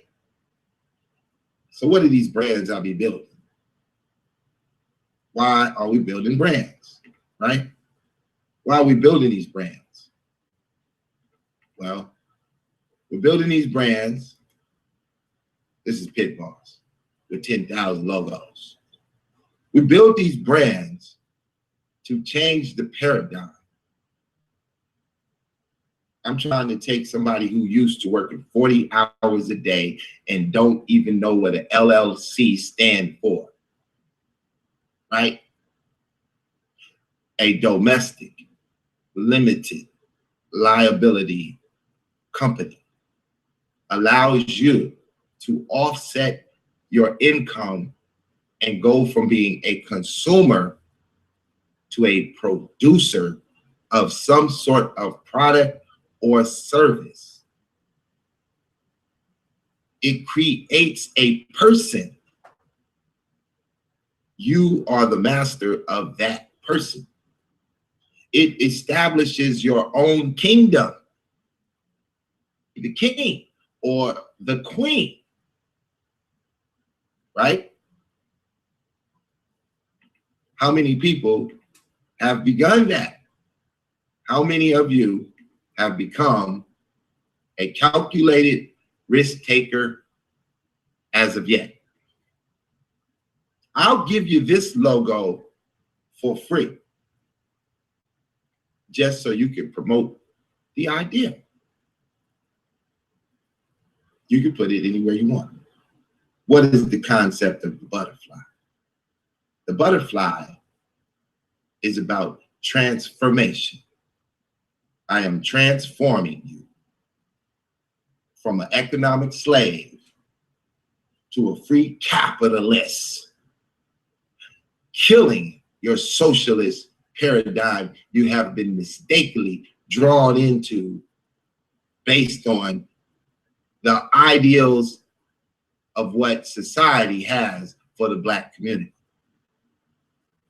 Let's open up an LLC. Let's get you going. Let's get you started. You can set it up from any state. We can do it on the internet. It's going to cost you on the internet at least $600 to set up your books. They'll mail it out to you within 7 days. Within 24 hours, you'll have an EIN number. It is the equivalent of a social security card number for a company. And you will have just created a paradigm shift in your personal reality. And you will start to become an owner of something that we create. You can form any name. It doesn't have to be specific, or you can be specific. Something that you do as a hobby could be the basis of this business. Anything. We're not moving into the 501c3 first. Do that second, if that's what you're thinking. I want a 501c3 tax-free business so I can apply for some government loans. Do that one after this one. This one is not held to restrictions. You need this one. Don't worry about the taxes. That's a whole nother conversation to build the nation. When are you going to become calculated about the things that you do? Why do you say, well, I don't gamble,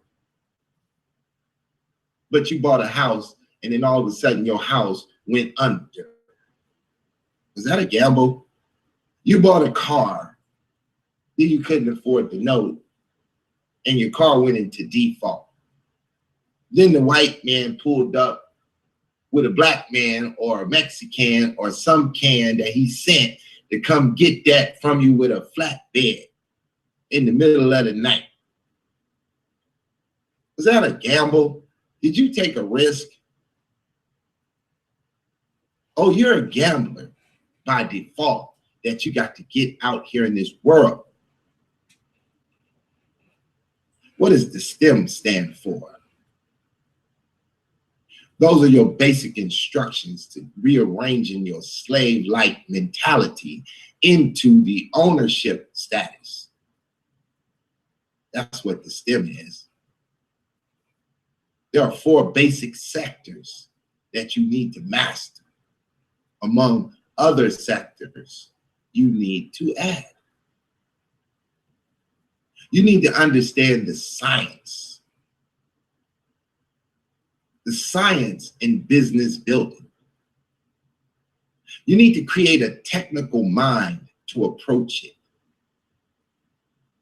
Once you have a technical mind, you need to understand the basic engineering of formulating this person. And you better understand for sure and for more.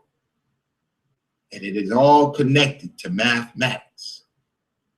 Mathematics is the language and the expression of the dynamics that it takes to be precise about the moves that you make. You're going to need to add it up. When you formulate this thought, go all in. Bet it all. You cannot win by holding something back.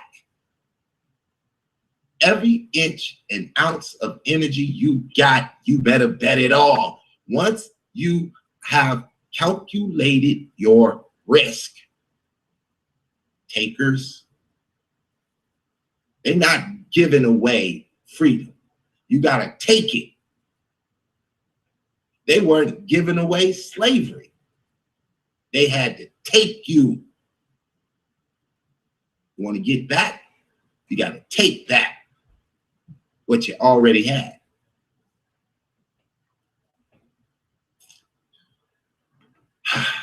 I spend all my day grinding.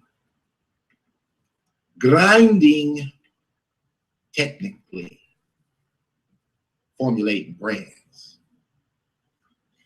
Busting y'all in the head. Black Becky the Techie. Better learning is applied knowledge. Computer generated thought. The Techie. Connect the wires to your financial freedom and leave your economic stress in the dust.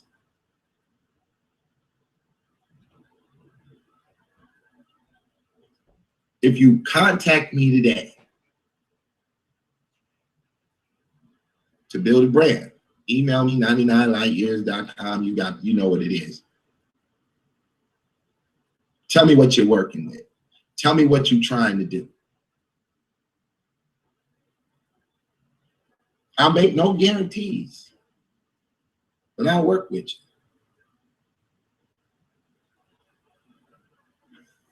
Because in a moment, I'm going to drop the bomb and show y'all. We're going to build so many brands, we're going to get you.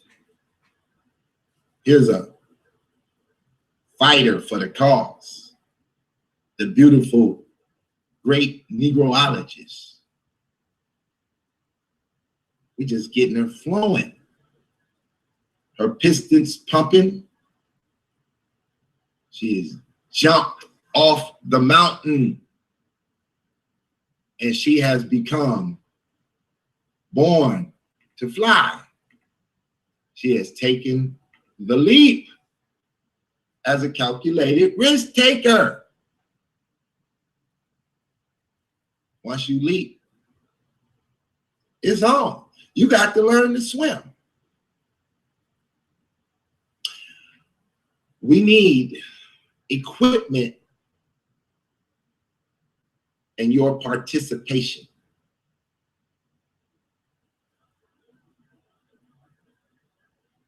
You need to get in the box. If you don't want to donate, tell me what you're trying to do and how I can help you do it, and I'll just hit you with the bill. Let's get it. But y'all afraid. You're afraid to take yourself out of your comfort zone. If you want what you never had, you got to do what you have never done. It's too easy. It's way too easy. But you guys are too afraid to come out and take a risk. You don't want to hang off that cliff. You're afraid to be a cliffhanger and get out there and bet it all. You're afraid. You've been conditioned to run in the rat race forever. You listen too much to your poor dad. You never listen to your rich dad because he made you have to focus too hard on self. See, when I hear these comedics tell me about know thyself, and then I ask them, what do you know about yourself? And they try to run me back 3,000 years. I say, you don't know nothing about yourself. Yourself was stuck here in America. And the way you working, you trying to go and repatriate to a country whose government is enslaved by the very system that enslaved you and is now digging up the goods. Didn't you hear what he said, Thomas Sowell, earlier about South Africa and the ANC and their nationalist program who kept the pressure on the white folks, forcing them to destroy the system that they had created themselves above the locals? How do you guys accept your economic slavery so easily? How do you watch the Asians pull up in your neighborhood, set up a chicken spot, and sell you fried chicken for $3.99, 2-piece and a biscuit? You can't wait to get with it. You walk inside, the place is dirty. It's got a smelly, funny smell to it. The lady, you don't speak English. You want a little extra hot sauce, 25 cents, 50 cents. You ain't got it. No. We can't help you. What's wrong with you? How do you guys go for this shit? Because you sleep. You sleep. The conscious community is dead sleep. Talking about they conscious. You must be a conscious of the fact that y'all dead sleep. Are you a conscious of that? Because y'all fighting all the real shit that's flowing. You over here promoting logo drones that's just running around with a logo. We don't even know who the hell these people are. Y'all promote the shit out of it. You guys want to keep talking about these liberal art leaders that I just gave you the nails in the coffins, put them to sleep. Time to transform.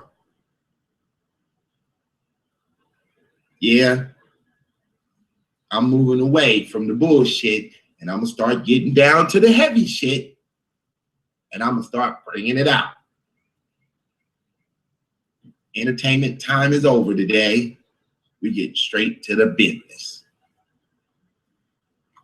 One of y'all must want to start a business. Pitbull's been in business for years. For years, I've been in business. Let me turn this thing off.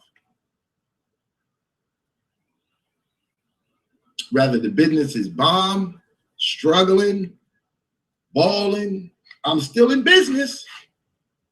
I still know how to navigate the water. Whether you're profiting or you're losing, you still have to learn. You still have to learn how to do business.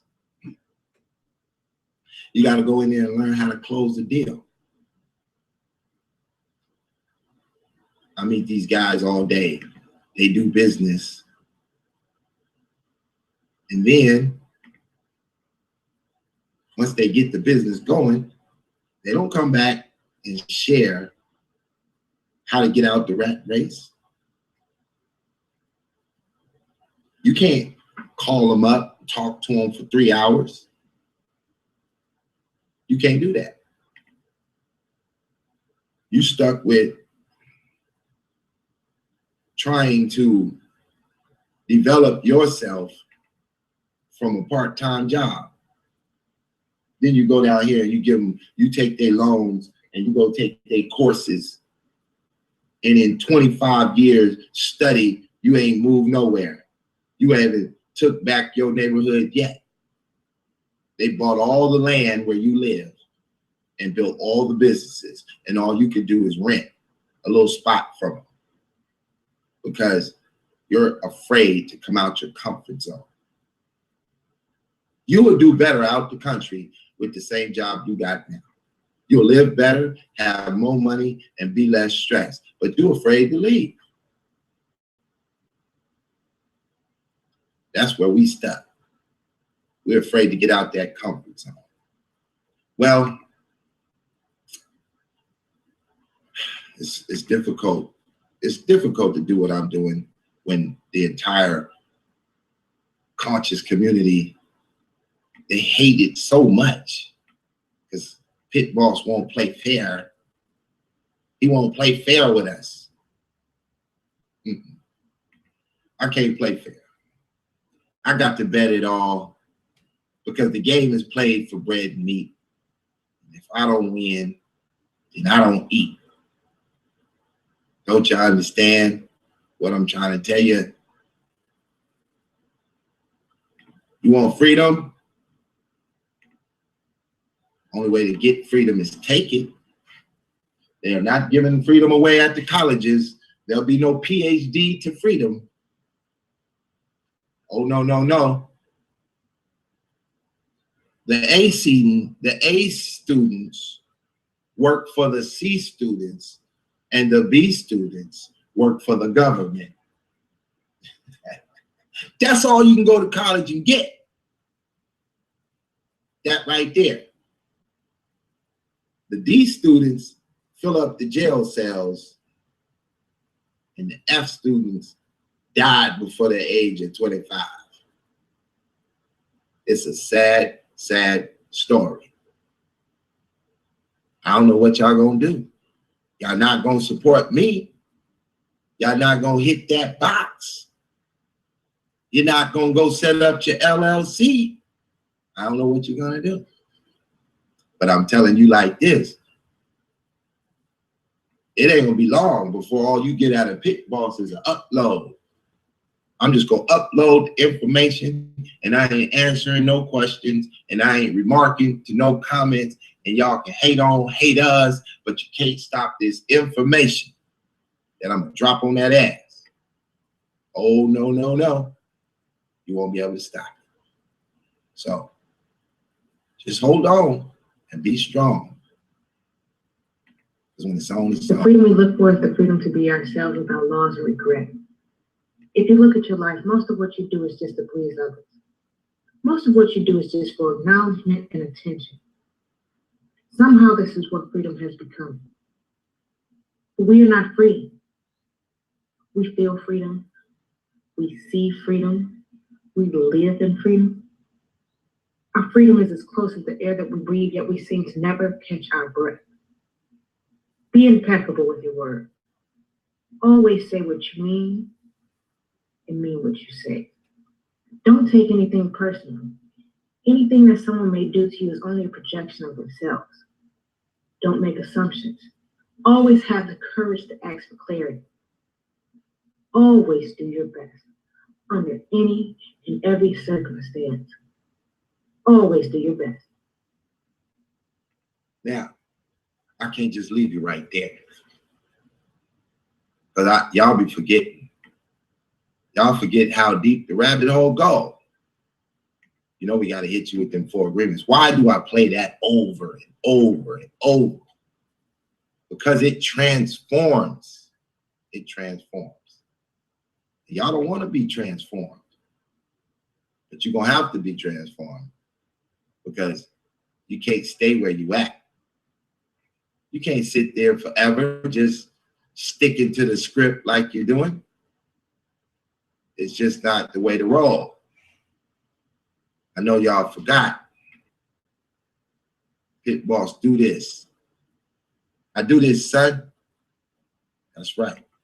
So, how many of y'all forgot this one? Oops. Hold on.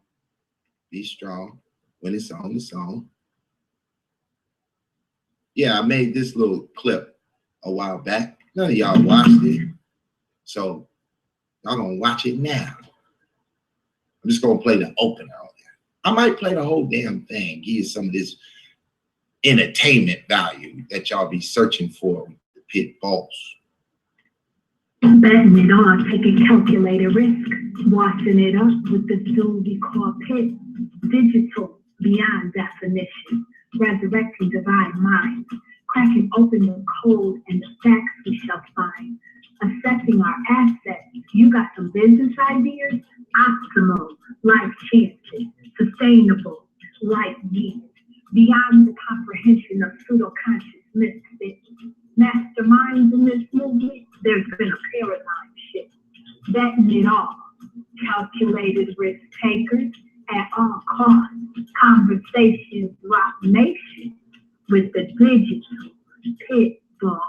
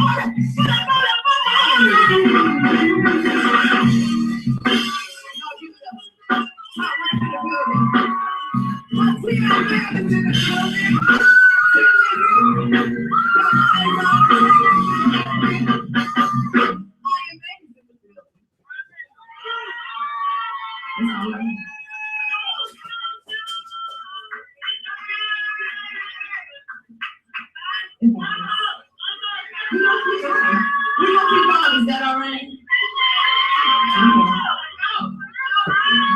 We're gonna break it down a little slower.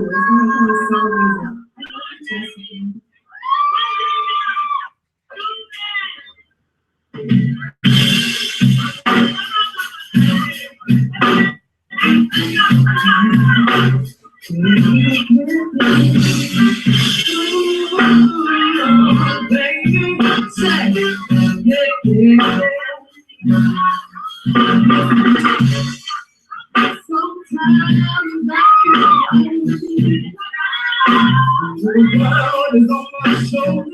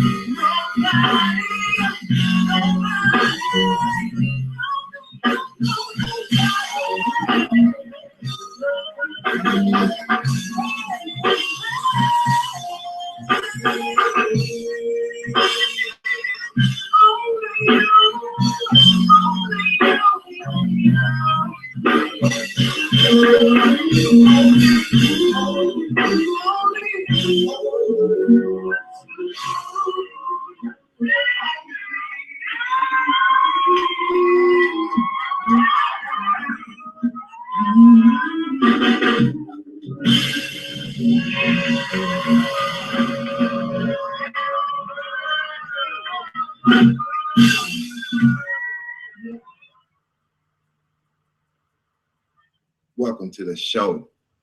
Welcome to the Pit Boss Show. I've been at it for years.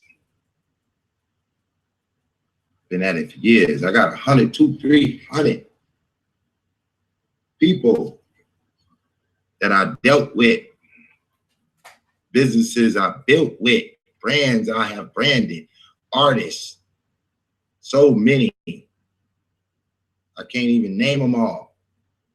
I can't name them all. I can show them to you, though. I can show them to you. Righteous. What y'all know about King Malachi? Y'all know nothing about King Malachi, do you? Malachizi. Y'all ever heard Malachizi?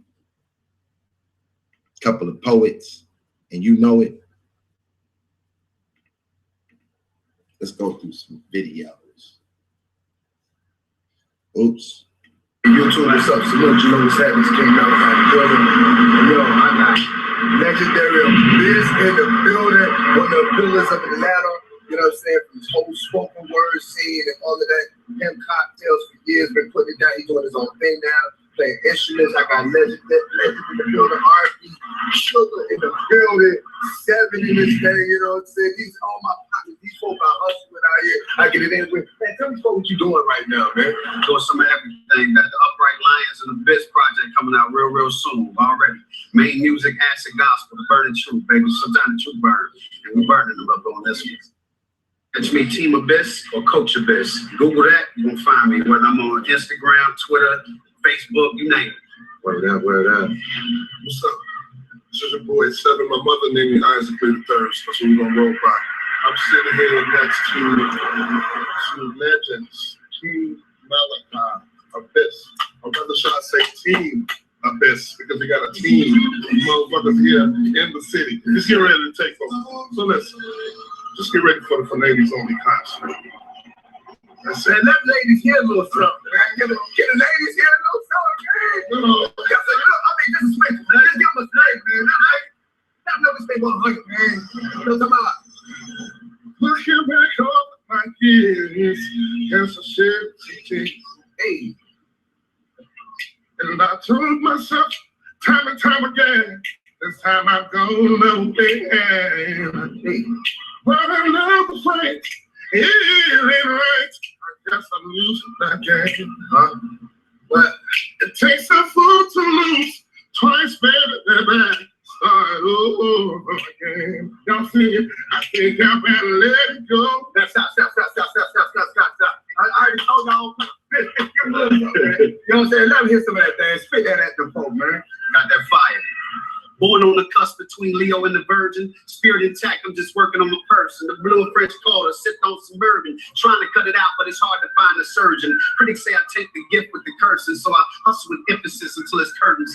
Live your life as your death is for certain. Do it on your own or face the coercion. We wading in the water, but fan for excursion. Gave me white Jesus from King Jimmy's version. This is not a beat, they just stake out. Your policy suburbans. Order me like takeout, they want to frisk my turban. So I question their observant. Spit this gift like I'm Christmas curling. Any given Sunday, Willie Beeman got a pearl or a night. I already told you, man. I know everybody king in the underground, man. You already know what it is. We surfacing, man. You know what I'm saying? International, man. We on live, baby. King Malachi TV, man. Stay tuned. I bring it from every angle, you know what I mean? King Malachi really out here in these streets. Listen. Grinding every day, grinding every day, grinding every day. Everything king on the dance floor. Grinding every day, grinding every day, grinding every day. Y'all know nothing about it. Y'all know nothing about it. I've been doing this for too many years. I've been at this, getting it in. Small changes. Now, I did this at the Million Youth. They tried to rip this off from me one time. I laughed. Like, these suckers.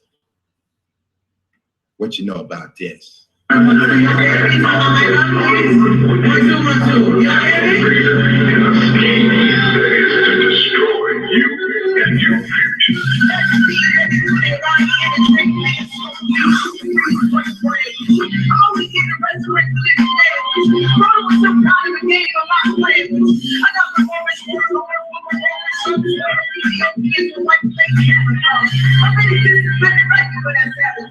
You listen to Minaj, you should kill yourself and everybody that's in my jurisdiction over rain, and my name is written through the eagles through mountains, certified, qualified, get in line. Make this revolution rap your very last time. Make this in the cool to your very last time. Last time, he was the O and I'm the gangster line. Push the keys, get your body, man, somebody line. I'm not the guy, boys, never take a line, boys, organizing on me, bad friends. I'm just saying about the missionary, every makes the woman, every compliment the best. All sensitive, I'm subject to my mission. Many of them, some snap, just a moment. I truly sympathize, I want this pretty sick and satisfied. Now should we get back to business then? Separating dogs from the middlemen, separating chicken heads from that heroin. They tell me constantly that I should change my content, but just the conscience, maybe you should never win. My form around the street like heroin, making it divine, glorify the hell you're in. But where the hell you been? Clearly you don't know me, didn't spit like meat, then I'll change your opinion, set it off. Get ready, opposition till his head is off. It's all bang, all nails to a cross. Get out of my bones, Florentine, Papa Deli. Closest you are to a diamond, it's all spaghetti. Cross down, get out your hot lately. They can tell I was a rebel the moment they met me. Gotta respect me, 80 dollars for accept me. I get hot by the five, still I never sweat you. You respect me, babies in the trying to get me. And I'm a pop for the brothers that's ready to wreck me. I pull busters to my screen with a hat knock. Who thinks up between the rocks and the hard spots? Most listening, I'm subject to conditioning. Many of them something snap, just what my name. I truly sympathize, I hope this pretty sick and satisfied. Now should we get back to business then? I'm not the only one to tell me something's going on. We hustle hard every day and barely holding on. These big things getting breaks and we'll be going on. And they'll freeze your assets, keep your smelling on. Say that I'm on upgraded red bottom. Use it on that revolution to the feds got them. I'm there, Scott, I'm 3 and 5 for a bag of weed. But be a priest to rain boys won't scot free. But you thinking that I'm getting this throwing stones. It is to be inside your laces in my chromosomes. And patient ass up is right through my chromosomes. See smoke translated through a microphone. Let free the band, I hang on, Lord the Savior. Plant every hood and every hood like the thinker. Breakers, Rockefeller, Millerbar, Unicon, Udon, IBM, UNICEF, and Viacom. I'm gonna fight all annihilate the infrastructure. The benefits of God, I will be the trouble suffers. Born to breeze on the wild, better breeze, I leave a mean 16 and I'm at the birth. Still, all I'm listening is up to conditioning. Hitting a hit, something snap, just to come on in.